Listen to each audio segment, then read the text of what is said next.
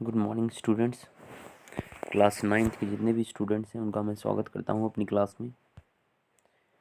तो हम कर रहे थे कल natural vegetation and wild life.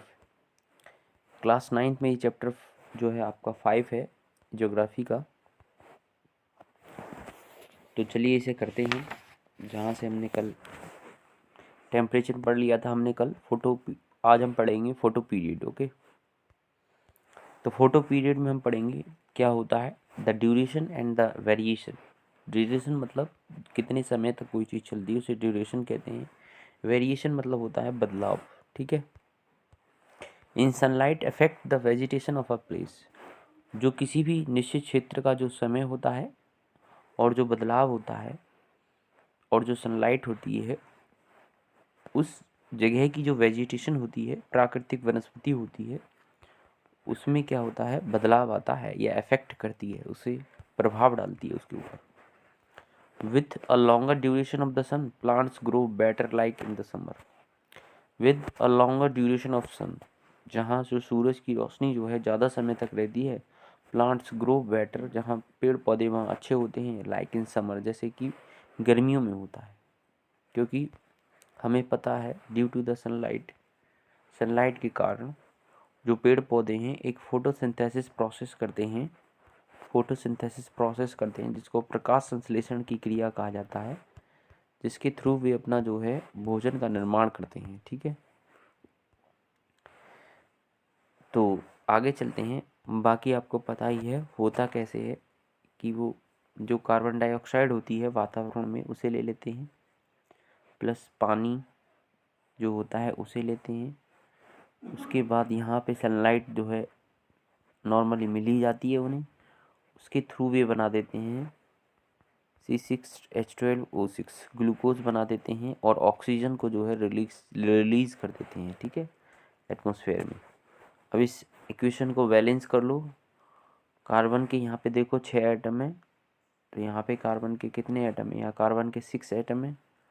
C6H12O6 carbon के 6 एटम कर लो यहाँ कंपेयर, तो 6 कार्बन के एटम हो गए। यहाँ पे देखो हाइड्रोजन के कितने एटम है, 12 एटम है हाइड्रोजन के, तो यहाँ पे हाइड्रोजन के 2 एटम है। तो अगर मैं 6 का मल्टीप्लाई कर दूँ 6 × 2 = 12, तो यहाँ जो है हाइड्रोजन के 12 एटम हो जाएंगे। तो 6CO2 + 6H2O, सनलाइट मिल गई। C6H12O6 ग्लूकोज मिल गया, ये ग्लूकोज का फॉर्मूला है ये C6H12O6, और O2 यानी ऑक्सीजन जो है रिलीज़ हो गई, ऑक्सीजन के 6 एटम जो है रिलीज़ हो गए। तो इस तरह से ये अपने भोजन का निर्माण करते हैं। आगे है प्रेसिपिटेशन क्या है, area that receive heavy rainfall, ऐसा एरिया जहाँ ज़्यादा रेनफॉल होती है। हैव डेंस वेजिटेशन कवर, वहाँ जो होती हैं जो वनस्पति होती हैं या पेड़ पौधे होते हैं वो घने होते हैं। ठीक है, ज़्यादा घने होते हैं। इन इंडिया, भारत में, rain is brought in by the advancing south west monsoon and the returning north west monsoon. जो भारत में जो वर्षा होती है साउथ वेस्ट मानसून के थ्रू आती है, और जो एंड रिटर्निंग मानसून होता है एक नॉर्थ ईस्ट, इसके थ्रू भी वर्षा होती है। ठीक है, तो आपको इन दोनों का नाम याद रखना है। साउथ वेस्ट मानसून के थ्रू आती है और बाद में जो है रिटर्निंग नॉर्थ ईस्ट के थ्रू जो है वर्षा होती है। ठीक है, रिटर्निंग के टाइम पे भी होती है और साउथ वेस्ट के थ्रू भी होती है। ठीक है, आगे है स्टूडेंट आपका टॉपिक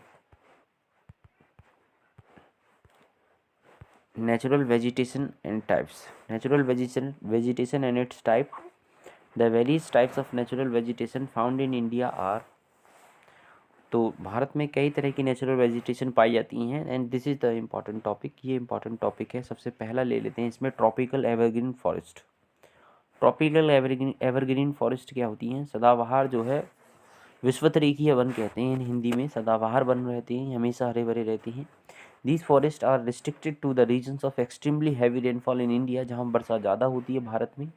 ठीक है, These forests are located in the western Ghats, western Ghat यहाँ में है ये। ठीक है, पश्चिमी जो घाट है upper parts of the Assam, Assam के अपर पार्ट में है। ठीक है, बाकी Tamil Nadu coast, Andaman and Nicobar island सब जानते हो आप, लक्षद्वीप आइलैंड। ठीक है, these region receive heavy rainfall, इन क्षेत्रों में सबसे ज़्यादा वर्षा होती है। And usually do not experience a dry season, यहाँ जो ज़्यादातर जो सूखा मौसम नहीं आता है, वर्षा होती रहती है।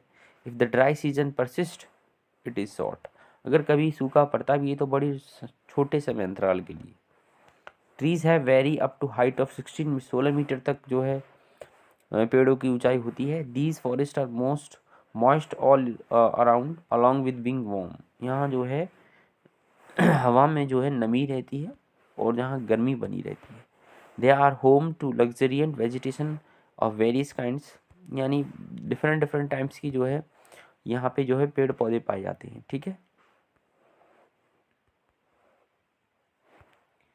Trees shrubs creepers and a lot of more ये एनिमल्स भी पाए जाते हैं। Trees do not have a fix time of shedding their leaves and hence the forest appear green throughout the year, ये कभी भी अपने जो है पत्ते झड़ते नहीं हैं इन पेड़ों से, इसलिए इनको एवरग्रीन फॉरेस्ट कहते हैं, हमेशा इनके पत्ते हरे बने रहते हैं। कमर्शियली व्यापारिक रूप से हार्डी ट्रीज लाइक इवोनी, मैगोनी, सिनकोना, ठीक है, रोजवुड एंड रबर, ये सब व्यापारिक पौधे हैं। ठीक है, इनसे जो है मकान बनाने के लिए लकड़ियाँ बनाई जाती हैं और दवाइयों में भी यूज़ होता है सिनकोना का। ठीक है, तो ये व्यापारिक लकड़ी हैं, ये पाई जाती हैं इन फॉरेस्ट में। Elephant, monkeys, lemurs are few common animals that stay in this forest, तो ये सब जानवर पाए जाते हैं। द वन हॉर्न्ड राइनोस, ठीक है, एक सींग वाला गैंडा, are found this jungle of West Bengal and Assam में पाया जाता है। ठीक है, आपको पता है एक सींग वाले गैंडे के लिए जो है काजीरंगा राष्ट्रीय उद्यान भी है, जो कि असम में है। काजीरंगा राष्ट्रीय उद्यान, काजीरंगा नेशनल पार्क, ठीक है, जो कि वन हॉर्न राइनो के लिए प्रसिद्ध है। Of West Bengal and Assam और रेयर स्पीसीज, बहुत सारे जो है दुर्लभ प्रजाति की जो है जीव भी पाए जाते हैं। Birds, scorpions, bats, moths and snails are also found in this jungles. अब इसमें कुछ इम्पॉर्टेंट है वो बता दूं मैं। यहाँ जो वर्षा होती है, जो बारिश होती है, वो 200 सेंटीमीटर से ज़्यादा वर्षा होती है। ठीक है, आपको हमेशा याद रखना है, ये क्वेश्चन आता है। जो ट्रॉपिकल रेन फॉरेस्ट हैं वहाँ जो वर्षा होती है वो 200 सेंटीमीटर से ज़्यादा होती है, इसलिए ये ट्रॉपिकल रेन फॉरेस्ट है। More than 200 centimetre, more than 200 centimetre से ज़्यादा वर्षा होती है। ठीक है, अब एक क्लोजर लुक में दिखा दूँ आपको ट्रॉपिकल रेन फॉरेस्ट का, एक मैप के थ्रू भी हम इसे देख लेते हैं स्टूडेंट्स। ये एक मैप है, ठीक है, ये देखिए, आपको मैं यहाँ से देखूँ, ये जो ग्रीन वाला पार्ट है, ये ग्रीन वाला पार्ट ये ट्रॉपिकल रेन फॉरेस्ट है। अब इसे देखते हैं ये कहाँ कहाँ पे है। इंडिया का मैप है आपके सामने। पहले आप इधर आ जाओ नॉर्थ ईस्ट की साइड में, तो ये नॉर्थ ईस्टर्न वाला पूरा का पूरा ट्रॉपिकल रेन फॉरेस्ट है। ओके, यहाँ वेस्ट बंगाल भी है। ठीक है, ये वेस्ट बंगाल में, तो ये पूरा का पूरा ट्रॉपिकल रेन फॉरेस्ट है। नॉर्थ ईस्ट में अरुणाचल प्रदेश का कुछ हिस्सा, नीचे वाला हिस्सा आता है। ठीक है, आगे इधर इधर आ जाओ, वेस्टर्न घाट्स में आओ आप, तो वेस्टर्न घाट्स में ये पूरा का पूरा ट्रॉपिकल रेन फॉरेस्ट है। ये केरला से लेकर यहाँ तक, महाराष्ट्र का कुछ हिस्सा, तमिलनाडु, कर्नाटका। ठीक है, अब इधर आ जाओ, ये वाला यहाँ तेलंगाना और तमिलनाडु का कुछ हिस्सा। ठीक है, ये सारा का सारा ट्रॉपिकल रेन फॉरेस्ट है। तो इस तरह से ये हमने मैप में भी देख लिया। ठीक है, अब चलते हैं अपने टॉपिक पे, जो हमारा टॉपिक चल रहा था। तो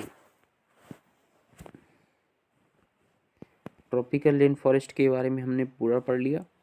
अब कल मैं आपको ट्रॉपिकल डेसिडियस फॉरेस्ट पढ़ाऊंगा। आपको इतना आज करना है कंप्लीट। Thank you very